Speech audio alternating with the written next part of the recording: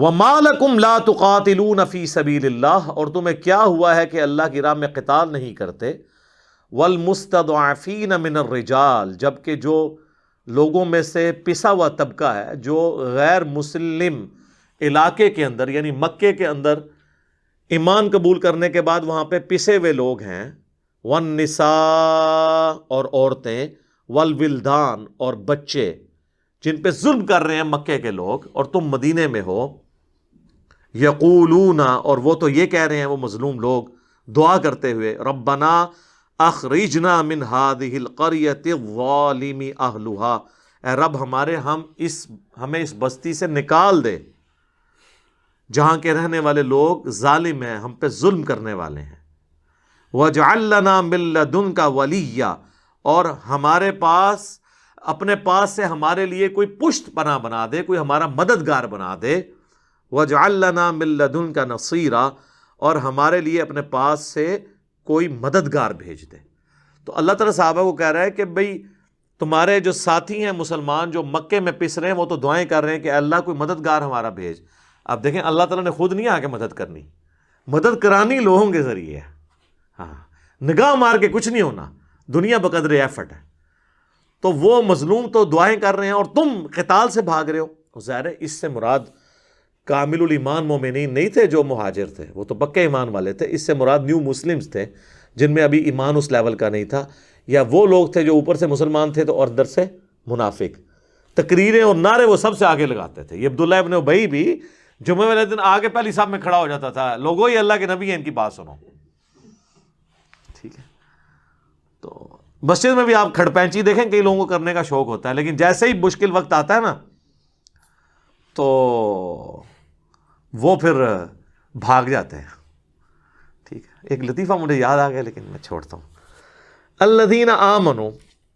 جو لوگ ایمان لائے، یقاتلون فی سبیل اللہ،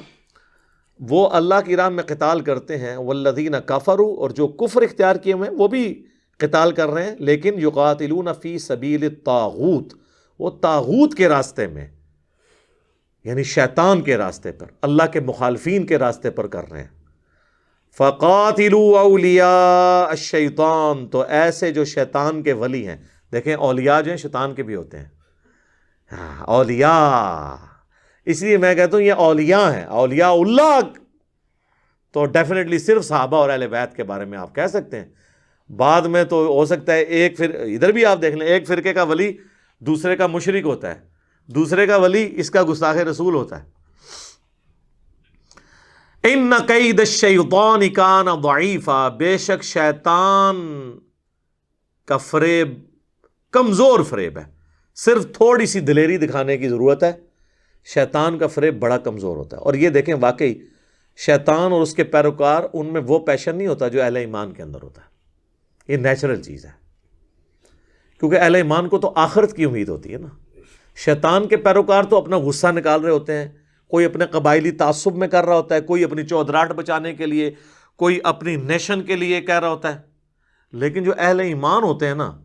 وہ تو کہتے ہیں مجھے تو موت چاہیے، کیونکہ آگے اس سے بہتر زندگی میرا انتظار کر رہی ہے۔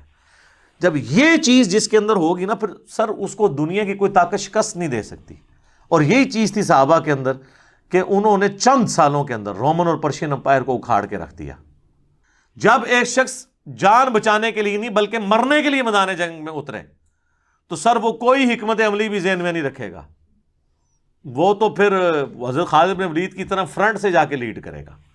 جہاں پہ کوئی ایکسپیکٹ بھی نہ کر رہا ہو کہ ان کا جو سپہ سالار ہے وہ فرنٹ پہ آ گیا، وہ تو ایکسپیکٹ ہی نہیں کر رہے ہوتے، تو بندہ تو ڈر جاتا ہے پھر کہ یار یہ کیا ہے۔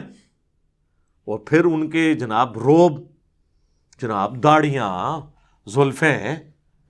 تو پھر آپ دیکھیں شکلیں بھی بڑی روب والی، تو وہ اللہ تعالیٰ نے ان کا ایفیکٹ ڈالا تھا، ایمان بھی تھا روب بھی تھا۔ آج بس صرف گیٹ اپ رہ گیا، ہاں گیٹ اپ ہے، آپ جیکٹیں پہنی ہوئی ہیں مجاہدین والی، لیکن حالت یہ ہے کہ جیسے ہی ادھر سے چندہ بند ہوتا ہے دوسری جماعت میں چلے جاتے ہیں۔ بہرحال ان ساری آیات میں ذہن میں رکھیے گا، اس جہاد اور قتال سے مراد آج کا جہاد اور قتال نہیں ہے جس میں مسلمان کا گلا کاٹے۔ آج جہاد اور قتال آرگنائز طریقے سے ہی ہوگا، جس طرح خلفائے راشدین کے طریقے میں ایک لیڈر ہوتا تھا، اس کی انسٹرکشنز کی بنیاد پہ آگے جہاد اور قتال ہوتا تھا. تو اس کو ذرا سمجھنے کی ضرورت ہے. اللہ تعالیٰ سے دعا ہے جو حق بات میں نے کہی اللہ تعالیٰ ہمارے دلوں میں راسخ فرمائے. اگر جذبات میں میرے منہ سے کوئی غلط بات نکل گئی تو اللہ تعالیٰ ہمارے دلوں ہی سے معاف کر دے. ہمیں کتاب و سنت کی تعلیمات پر عمل کر کے دوسرے بھائیوں تک پہنچانے کی توفیق عطا فرمائے. سبحانک اللہم و بحمدک اشہد ان لا الہ الا انت استغفرک و اتوب الیک وما علینا الا البلاغ المبین. جزاکم اللہ خیرا.